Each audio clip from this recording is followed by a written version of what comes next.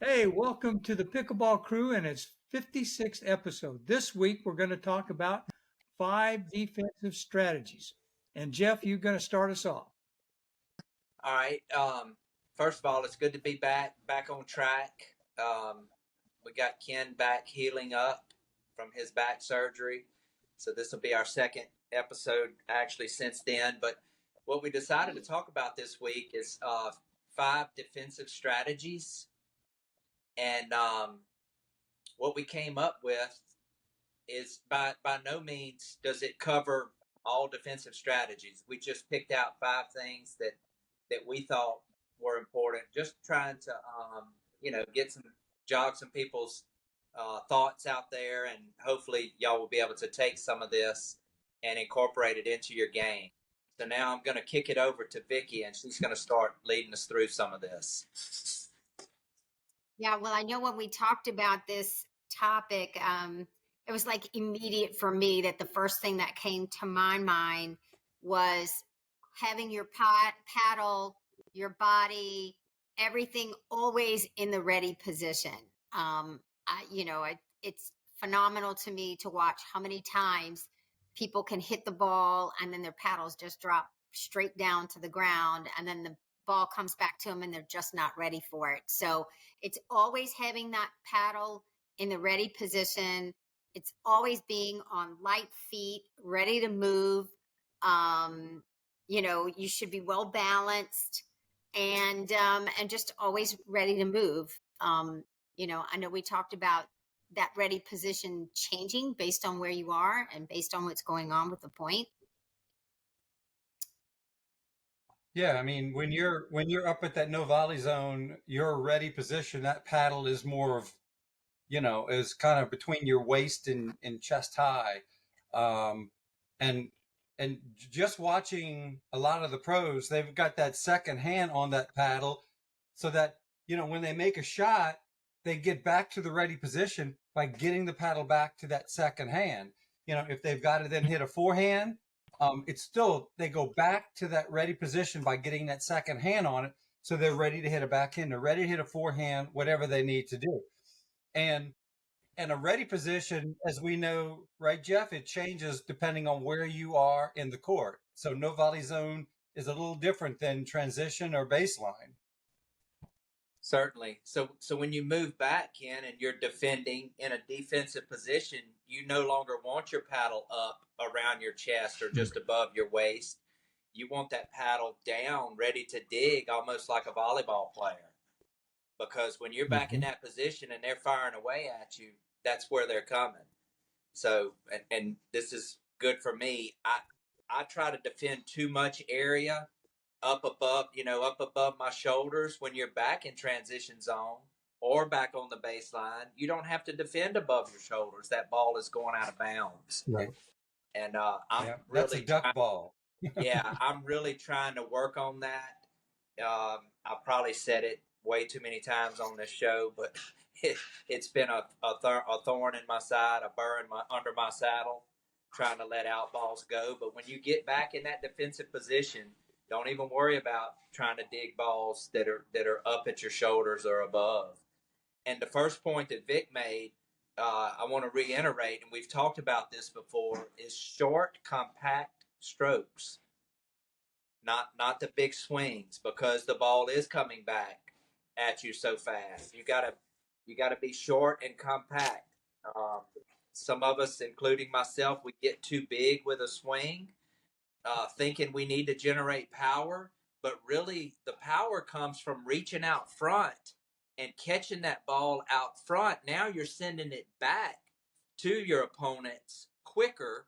So even though you're not generating as much power on it, it's actually getting back on them faster if we catch everything out front as much as possible. That's right. And I just recently heard a coach talk about how the bigger that swing is, it's a larger margin of error. I have that Yeah. much more room as I'm swinging to make a mistake. And he said you always want your paddle to be as closest to the point of impact that you can get. So you're right. It's always kind of out in front of you if you can keep it there. think in terms, I'm going to make less errors, the shorter my swing might be. And that can really be helpful, especially when you're at the net. No And the other doubt. thing That's is good that stuff. seesaw, I think one of the important things also is be light on your feet. Mm-hmm. I don't know how many times we've been drilling, and Jeff tells me, "Bud, get light on your feet." And I see a lot of people that get to that no volley zone and they plant their feet in one place and they just don't move anymore. And if you're light on your feet and you keep your feet moving all the time, then you don't get planted in that one spot and you're able to move better. Another thing is knowing where you are on the court and knowing the direction of the ball. Let a lot of those balls that are outside your reach go. You know, I mean, again, I'm watching the latest tournament from California, and I'm watching, some of the pros just let a ball go that's out, and they knew that if it was out of the reach of their paddle, don't try to lean and make that extra lean to get to that ball, because of basically where you're standing. You almost have a bird's eye view in your mind of the court and where you are, and you got to let those wide angle balls, or those balls that are hit hard, or those balls that the trajectory is taking them right by your head, let them go. Just move out the way, and that's all part of good defense as well. Bud was talking about the footwork. It's intriguing to me to watch the pros and to watch good players. Their feet are never still. They are constantly making adjustments depending on where the ball goes. Constantly moving around. Sometimes moving back off of that line a step or two, then coming back up. So, again, we always say we should emulate that when you see that good players are doing that, because your footwork has a lot to do with shot quality. So Absolutely. I like to watch Annalie Waters. I mean, if you watch her, she is never still. Her feet are always moving, even when she's not taking the shot. She's bouncing on her feet. They're constantly moving. yeah, her, just like Harrison Kilgore, both come from soccer backgrounds. When you've played a lot of soccer, that sport helps you in every other sport because of the footwork and stuff that you have to do there. All right, this is a great place to take a break. Great discussion. When we come back, we'll pick it up again with Vicki. Hello, and welcome to this week's episode of the Pickleball Crew. We are a group of pickleball fanatics based in Southeast Louisiana and are passionate about all things pickleball everywhere. Our focus is to inform, acknowledge those who help build the game regionally, and promote tournaments in our area. We do our best to present this with a love of the sport, a sense of humor, and a lot of fun. So join Vicki Wynn, Ken Wynn, Jeff Fuchsia, and me, Bud Klein, in our latest episode. We are glad you are along for the ride. That a second thought that came to our minds was playing the angles as a team. It's triangulating the ball with your partner, position yourself to cover the court, make sure everything is covered.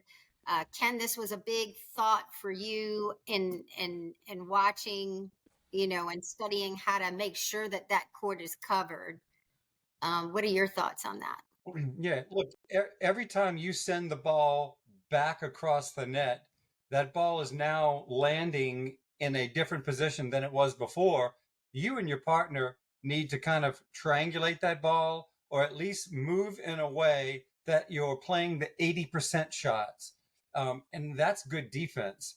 Look, if they can make that 20% shot, and they're going to do it now and then, congratulate them on it, clap your paddle, and go on to the next point. But you've always got to make sure that you've now repositioned yourself so you're at the best defense for where that ball lands. Yeah, that's good stuff, Ken. And you keep, it's not just at the non-volley zone line. Dinking, you got to keep moving depending on where the ball goes. But as you move back in the court, and sometimes, y'all, we get caught out of position. Our partner may hit a ball, or we may deflect a ball into a spot where it's getting there so quick. But if you'll focus on what we're talking about here and move with your partner, ball goes, opposite me, angled away from me. I'm in charge of the middle. My partner's in charge of the line, basically. The further it goes to that side, the more I will move into the middle. And then the next shot, and just keep focusing on that. And over time, it'll become muscle memory to get to where you need to get on the court. Again, we always talk about the good players. I know some really good ladies players that are not the fastest players on the court, but they understand the geometry of the court and where to get. And it seems like they're always in the correct position. Yep. By working on what we're talking about here. I get caught a lot not moving over enough to the middle when my partner's off towards the sideline. And that happened to me a couple times a day. If I just taken one or two more steps to the side, toward the center, I would have been there for the comeback shot. So that's a good point. Really good point. And Bud, I like to call it the point guard mentality. It is almost seeing it right before it happens. Yeah.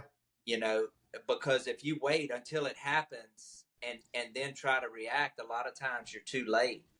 And that's what, like we always say, playing chess on the court instead of checkers.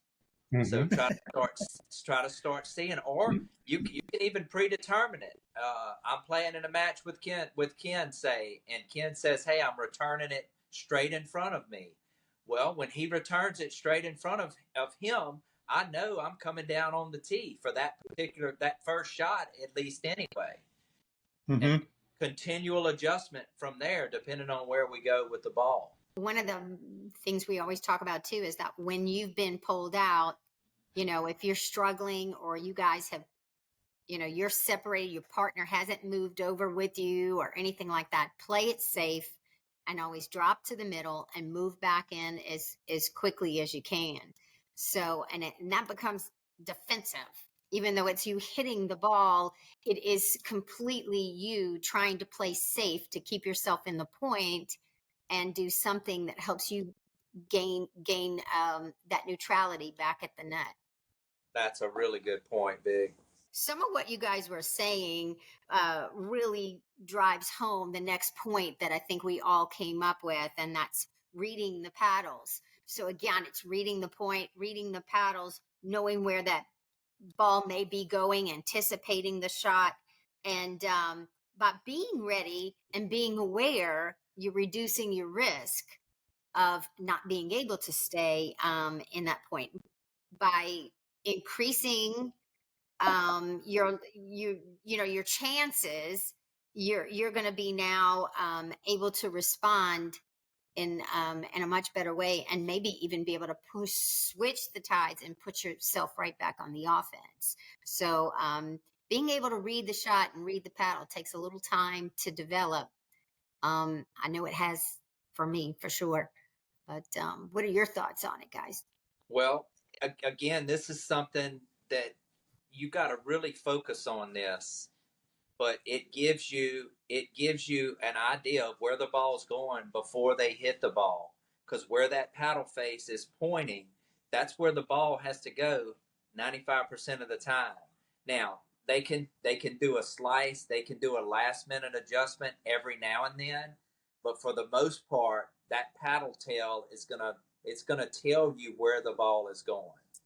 And it gives you, in a split second on the pickleball court, getting to the right spot can be all the difference in the world. So if you're out there and you're just waiting on them to hit it, oh, okay, now they're going there. Well, it's too late. Watch that paddle, and it will actually tell you what's going on. Watch their body language. They drop down, and that paddle goes down. That's a lob coming. That's a lob coming at you. Especially if it's somebody that likes to lob, get used to what their body movements are, where you can get that split second or half a second can get you back there comfortable to that particular shot, where you can try to get back into the point defensively. Yeah, reading that paddle allows you to, at least with the exception of a disguised shot, which is that's a 2% shot. But for the That's right. most part, reading the pattern allows you to anticipate where that ball's going. And that allows you to play better defense because you're now ready. You're ready to at least be in position to return the ball or possibly even counterattack that ball. If they hit it a little higher than they're intended or a little faster than they intended, you can anticipate and be ready to counter. So always watch the paddle, the direction of the paddle, the direction where the paddle face is facing, the speed, just how they're stroking the ball. Those are all clues on where that ball's going. Yeah. I mean, and we just talked about, the big full swing, and that's another read that should be pretty easy to kind of grasp onto. And that's when somebody pulls their paddle way back. They might be in the transition zone. They may be trying to rush it up at the no volley line. But you see that paddle go way back. That should be an indicator to you that they're getting ready to fire the ball. Yeah, and Ken and Vicky, y'all both touched on something that's kind of next level that we talk about some. When you see that big full swing coming, you can get your paddle back and ready to counterattack that. We're kind of talking about defensive things and resetting and all of that, and you need to be good at resetting, but especially with, we say this all the time, with the faster paddles that have come out, you can't just reset all the time. You got to try to read, they're fixing to attack me, and do the slide or the fade and be ready to counterattack them if you can, as best as possible. And again, that's reading that paddle and seeing that that's coming. If it's coming at you real fast and you can't counterattack it, then at least you've read it and you're ready to reset defensively to try to keep that ball back in play where you can continue the point. It's not a shot that's going to win you a point, but it is going to get the ball back and give you a chance to reset between you and your partner to have a chance to win the point beyond that. Boy, Jeff, that's a really good point, and a good example of that. I was just thinking the other day I played against Gary Gerald, and I finally got to the point where I know when he's going to drive the ball, and I can get ready for it. Used to be you just didn't know; it just all of a sudden happened. But now I can watch him take his paddle back, and I know it's coming. Yeah, and we used to talk more about block, block, block, but now I'm trying to get, block, block, block, but also counterattack that shot. And you just said it, Bud. Now it's reading, knowing it's coming ahead of time, and seeing, okay, big swing, it's coming, and try to counterattack it back at him if or back at whoever is driving like that. Yeah, it's learning your opponent's tendencies. That's one of the things you want to do. Just, it doesn't take you long when you get on the court with somebody to know that they're either a banger or they play soft. So you should be able to adjust your defense to that as well as your offense.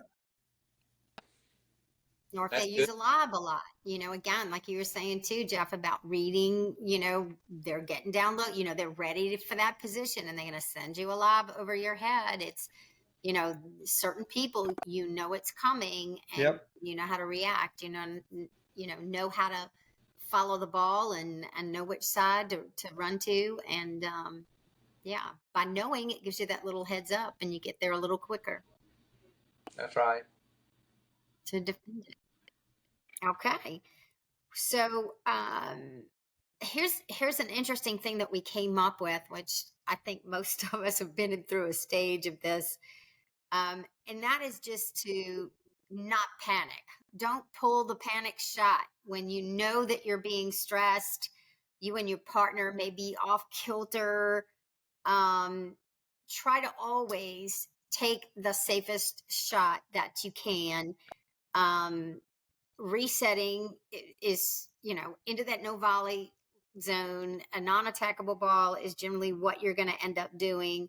But that is not the time to make that winning shot. That's not the time to think that, boy, this is perfect counter attack. We've left a big gap in the middle, but it's a great time to counterattack. Not the time to do that either. So, you want to stay defending until you've neutralized the rally or gain the advantage. And then that's when you can kind of watch out for those shots to see if there's a counterattack or something available. But I think we all have a panic shot in our back pocket somewhere. I know I do.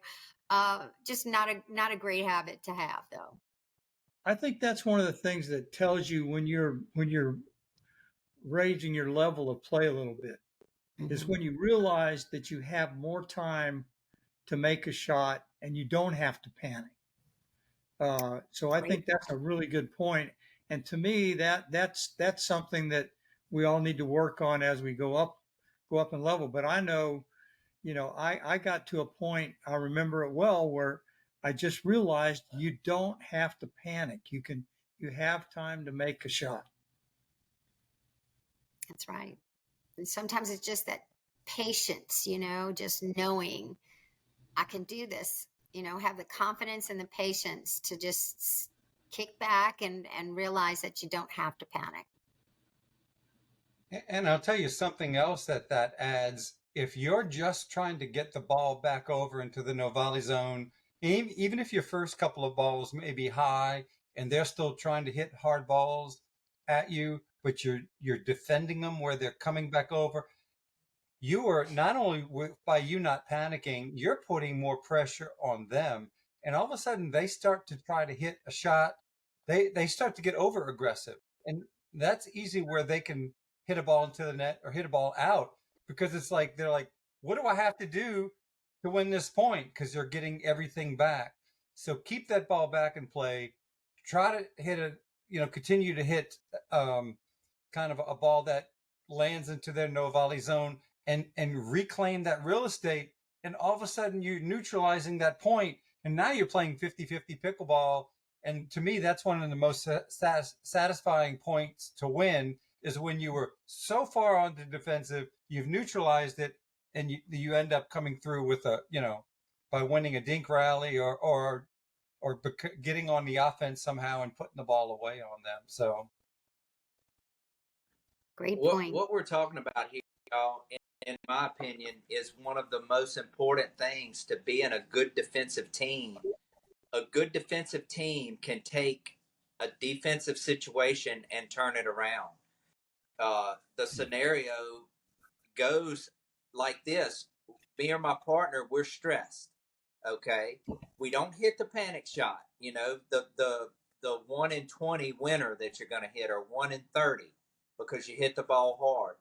Get that sucker soft back over the net. The softness of the shot allows you and your partner to get back kind of in position to even defend better on this next shot. And the next one, you may have to throw it up again. You may have to throw up 2 or 3 balls up in the air, in a almost a lob type situation. And like Ken said, a lot of times you keep getting 3 or 4 or 5 of them back. You'll get a mistake because they feel like, man, we can't put it away. We got to do more with it and more with it. And how many times have we all been in this situation where you hit 3 or 4 and then you need 1 or 2 more to finish getting you and your partner back up to the line, and somebody loses patience in that defensive setting and tries to hit that ripping winner when you've done all that work. So just try to be patient as much as possible and make them hit a few balls, and you'll start a lot of times tipping the scale in your favor. Next thing you know, you've got that ball that we talk about all the time that you can easily put back into the kitchen. And now you and your partner are back up in their face, and you're playing, like Ken said a while ago, you're playing 50-50 pickleball. Patience. Absolutely. Patience. It's hard to be patient. It is. And it's hard to be calm in that situation. You have to be calm in that situation. And we're talking about 5 defensive strategies, but patience is really that kind of what, in my opinion, separates, each level of players, the more patience you have, the more you're able to just get that ball back and play. That's what gets you from a 3-5 to a 4-0 to a 4-5 to a 5-0 and going on up, is just knowing when not to panic. And those who panic earlier, those are the ones who end up making more mistakes. Right. That's And the point. it also brings up another thought in my mind too, is that there's so many times when people hit the ball and it's a great shot and they watch it kind of thing and don't think the ball's coming back. I mean, how many times have you been in a situation where you had to hit 3, 4, 5 winners all in a row and the other team is just beautiful on the defense and it keeps coming back to you? So the last thing you want to do is think, boom, I'm done. That was such a great shot. Put your paddle down low and you're not ready for it when it comes back to you. So It's staying patient on the offensive side of things, which is not really what we're talking about here. But, hit a shot, expect it to come back until it doesn't come back.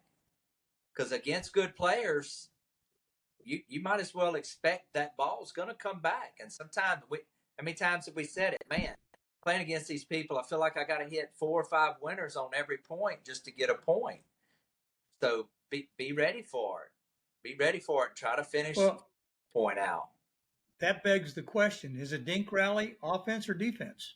But I think, you can shrink it down to a dink rally, and you're going to have some players that are on the offense with a high dink, pushing it at somebody. You push it at me hard, I can't, I got to go defensive if you're stretching me out or moving me with that dink. So I think it goes back and forth. Then I might hit 2 defensive shots, and then they give me a dink that's sitting up. Now I can go on the offensive. So I think to answer that question, it kind of goes back and forth, depending on what balls you're getting or given. Yeah. I think it's defense until you get a shot you can take the offense with. To me, you're just in a dink rally. You're just waiting.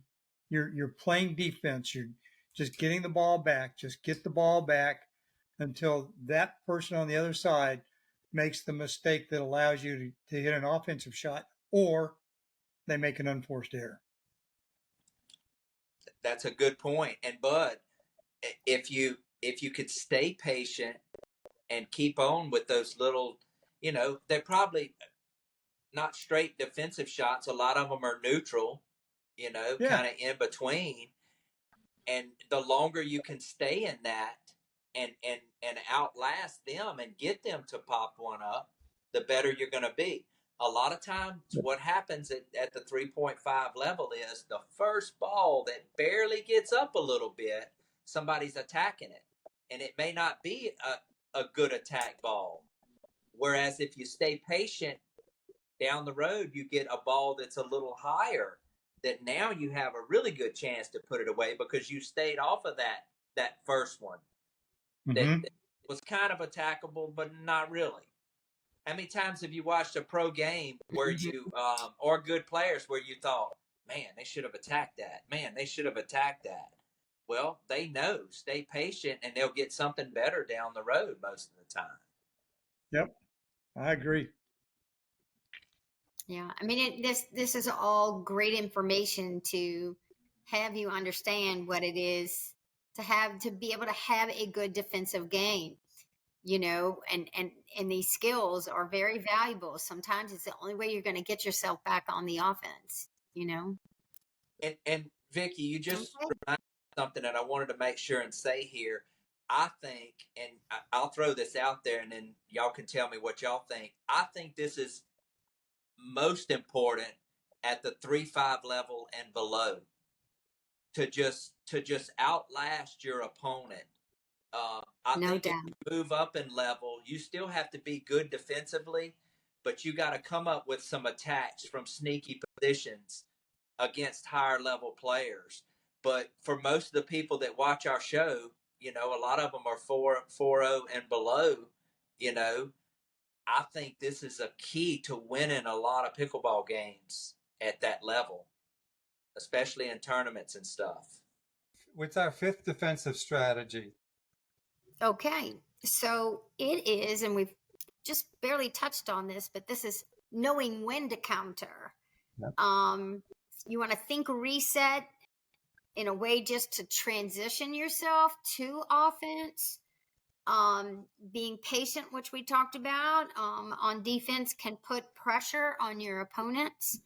And you want to wait for that right time to counterattack and knowing when to and when not to counterattack.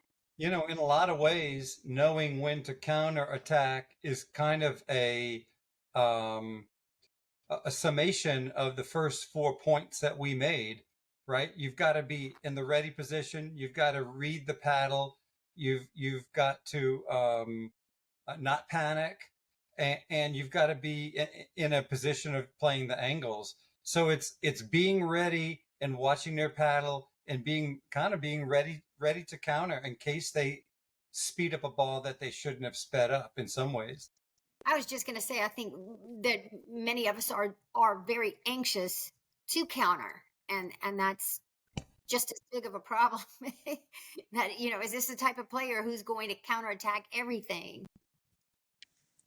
Yeah, you play against some people like that, and it can be used against them.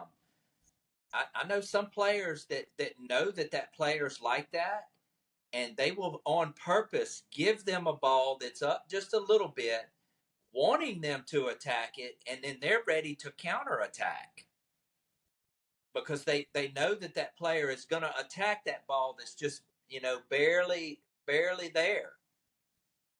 So it's important to be patient in doing these things, but at the same time, with the game going the way that it is, I think all of us, y'all have heard me say this.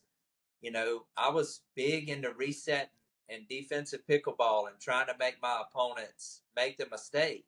But as time has gone on, we got to know when to counterattack and go on that offensive, whether it be a couple of defensive shots and then go 5 defensive shots, and then you're in a position to go on the offensive.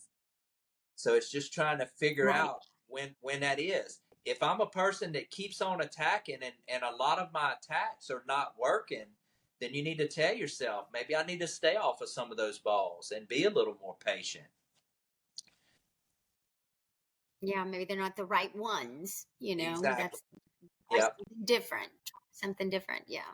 I mean, and another point that came to mind with all this too is,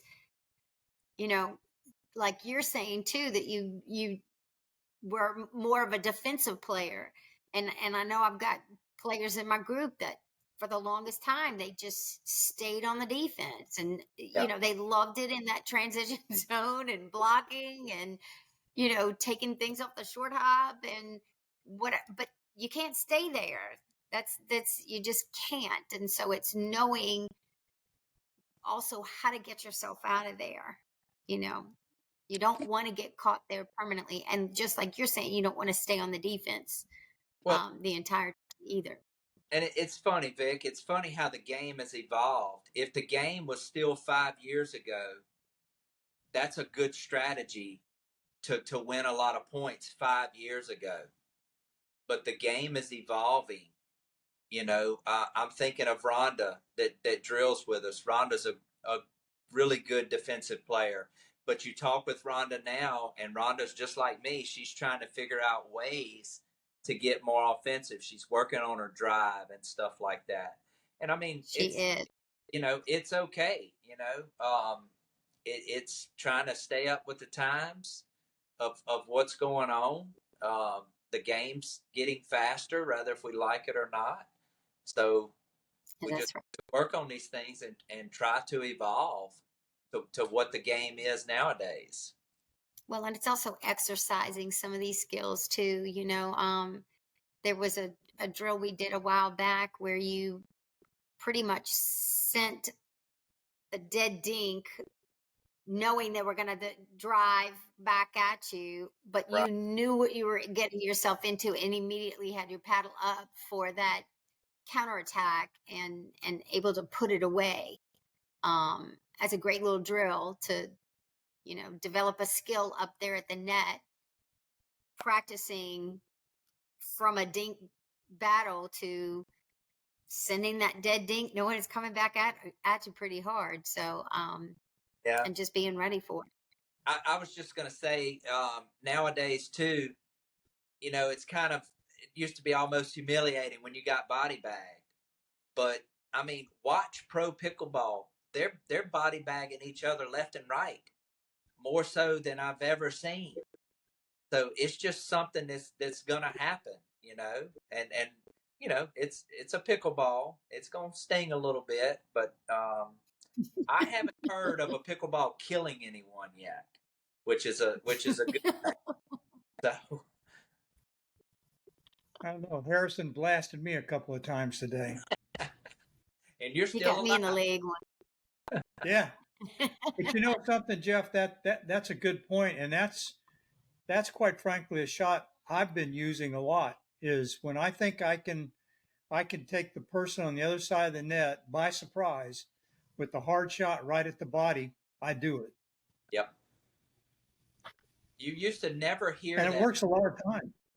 You used to never hear that, Bud, in pro pickleball, but now you hear it more and more. The announcers will say that shot was only intended to tag that person in front of him.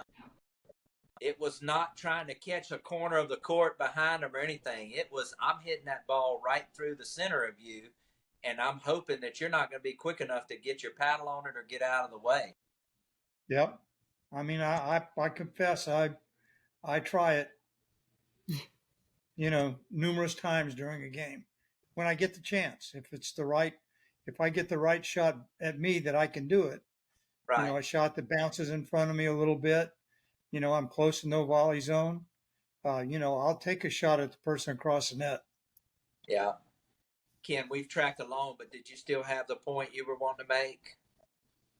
Well, sometimes too, if you're dinking, with somebody, whether it's cross court or directly in front of them, and you're hitting nice low balls that stay low, but one of them gets a little higher, that's when you almost want to anticipate an attack so that you're ready to counter attack. So you've got to kind of read the type of shot that you're hitting and see if that I just set them up for an attack.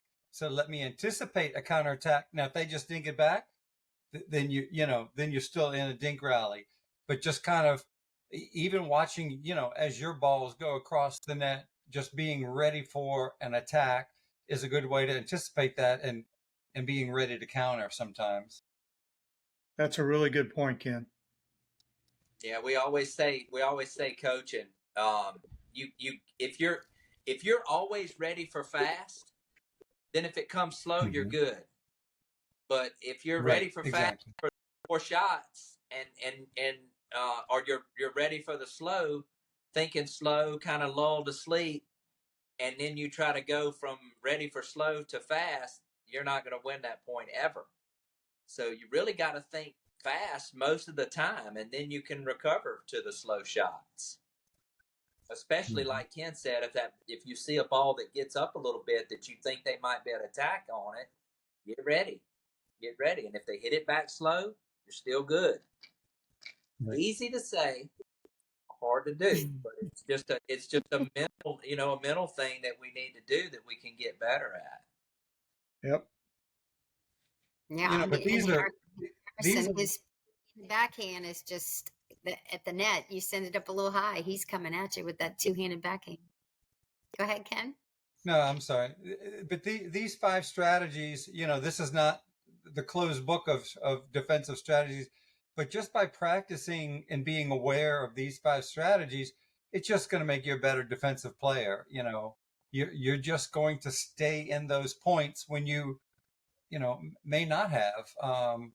So in watching the pros, you'll see these are all utilized to the nth degree. So. All right, Ken, thanks for bringing us back. That was a good discussion, crew. And now it's time for Jeff and his Burr Under My Saddle. You're burr under my saddle. Your thorns sticking in my side. All right, people. I've been kind of taking it easy on y'all the last few weeks, but in riding the open ranges of all the pickleball venues that I've been to, I tend to see this um, a lot, and it's riding up under my saddle so hard. Now I just got to talk about it, and this is going to resonate. This is going to resonate with you, I know, Vicky.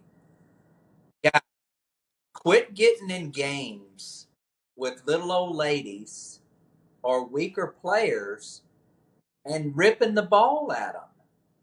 Okay, look, if you got some good guys over there, I, hit the ball at them. Try to rip their shirt off if you want to do that. But when you're hitting the ball hard, first of all, it's dangerous. And a lot of times, these guys that are doing this don't have enough control to keep the ball down at people's feet. Okay, so what I'm getting at here is if you want to do that, you and the other players on the court are going to get nothing out of that. I think this is what I think you should do, because a lot of these players that I'm talking about, they're really good at hitting the ball hard, but their soft game is not so good. When you walk out there and you're in one of these games, make your mind up. I am going to try to beat these people with a soft game. Okay? You're going to do a couple things there. You're going to get something out of it because you're going to work on your soft game. You're going to get a lot of balls back to these little old ladies and weaker players where they can handle some balls and they can get a lot of balls back. Now you're helping the whole situation. I don't think I'm off base here, because when you're going to end up in some rec games that, of course, you can drill people and hit the ball hard and win 11-2. But what's the point in that? What have you proven when you beat little Sally that's rolled out there in a wheelchair? Now, I told you people I was going to get rough this week, and I'm wanting to make this point. Stop doing that. Stop doing that. All right, that's this week's Burr Under My Saddle. Take a time out for a coach's minute. Hey, welcome back to Coach's Minute. Today we're going to talk about intermediate and advanced serving. So let's show you some things. So by now, you've hopefully have mastered at least getting a consistent serve in. So you've got 99% of your serves that are just landing in the box. And the goal then is to get them deep. So you want to develop some consistency with a deep serve. The other thing is you don't want to have a predictable serve that lands in the same spot every time. So we've got some markers out. You want to be able to move your opponents around and have an unpredictable serve. So deep and moving them around. So it's deep to one side, deep to the corner, and look, you've got this whole area to stand. You cannot stand outside, your feet cannot be outside this line or the center line, so you can move out wide. That was down the middle. There's a deeper serve. So your ability to be consistent but move your opponents around are going to make you a better server. The second thing, flick of the wrist for top spin. You can also hit a backspin serve, so you can have a serve that angles out, a top spin serve. But the key is moving them around and keeping your serve deep. That pushes your opponent back, and that doesn't give them that easy access back up to that no volley zone. So that's it for this advanced intermediate serve on Coach's Minute. All right, I hope you all enjoyed that coach's minute. And now it's time for Ken and his tournament previews. Hot off the press, it's time for Ken's tournament preview. Hey, thanks, Bud. Let's start with July 22nd. It's the St. Charles Parish Rotary Pickleball Tournament. This is going to be in Luling at the West Bank Bridge Park, Luling, Louisiana. We have a contact number. We'll put it at the bottom of the screen. Contact Josh Goings at 5721. July 26th, 27th, this is the Beat the Heat at the Payne Center in Hattiesburg, Mississippi. Go to www.pickleballbrackets.com. This is an indoor tournament, so there's 9 indoor courts. Friday is mixed. Saturday is gender doubles. There's over 20 people registered. Registration closes July 25th. Moving to August 8th through 11th is the second annual NOLA Pickle Fest at the Moriel Convention Center in New Orleans. Go to pickleballbrackets.com to register. There's already over 400 people registered. And I think it's our goal as a pickleball crew to do some broadcasting from there as well. So we're looking forward to it. August 24th, 25th, this is the Louisiana State Games at the West Monroe Sports and Events Center in West Monroe, Louisiana. Go to pickleballbrackets.com to register. Registration will close August 17th. Moving to September 6th through 8th is the United Pickleball Association, the UPA State Championships. This will be at the NOLA, New Orleans, Louisiana Hilton in downtown New Orleans. Go to pickleballbrackets.com to register. If you're a medalist, gold, silver, bronze at the state games, you'll automatically qualify to register for the United States Championship Games. Moving to September 12th through 15th, this is the Ruckle Middle School Pickleball Tournament at Mooney Park, Fort Walton Beach, Florida. We'll put the URL and the QR code at the bottom of the screen. It's performancepickleball.emeraldcoast.com. Register for that. September 27th through 29th is the Canebrake Kitchen Classic at the Canebrake Pickleball facility in Hattiesburg, Mississippi. Go to pickleballbrackets.com to register. Registration closes September 8th. September 27th through 29th is the National Pickleball Daphne Classic at W.O. Lott Park, Daphne, Alabama. Go to pickleballbrackets.com to register. If you haven't been to W.O. Lott Park, it's worth the trip. It's 12 fairly new outdoor courts, a big pavilion for you to hang out underneath, and they're well laid out. It's really a good time. Moving to October 4th through 6th, this is the West Feliciana Pickleball Classic Fall Fling, West Feliciana Sportsplex in St. Francisville, Louisiana. We're going to put the flyer on the screen, but we're also going to put, this is a mail-in flyer tournament. There's no online registration. We're going to put David Parker II's phone number, which is 225-245-1892.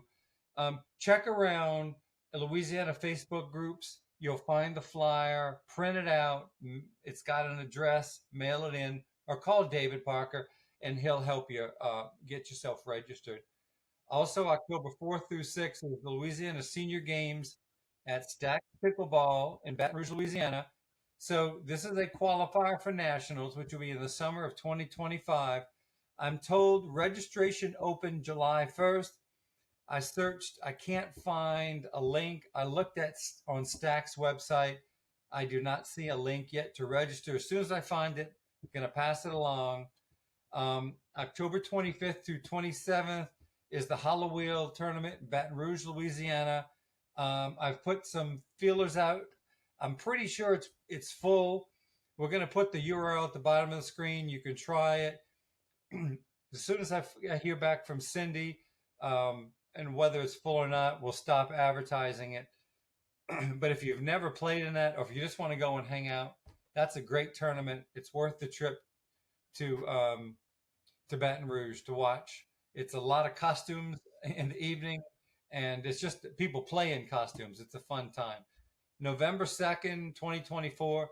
This is the Patriot Pickleball Tournament at Coquille Recreational Park in Covington, Louisiana. Now, we're going to put the flyer up. This is just for 3-5 and 3-0 levels, both for gender doubles and mixed doubles.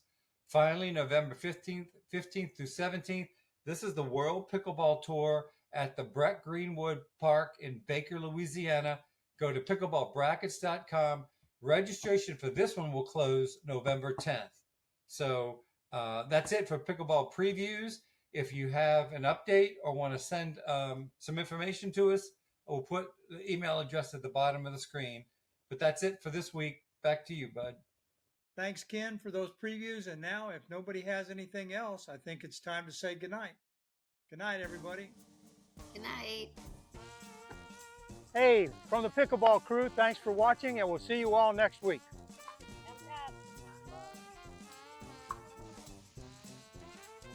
Well, that's it for this episode. We hope you enjoyed it. Be sure to leave any comments, and please like and subscribe to our channel. Thanks again, and see you next week.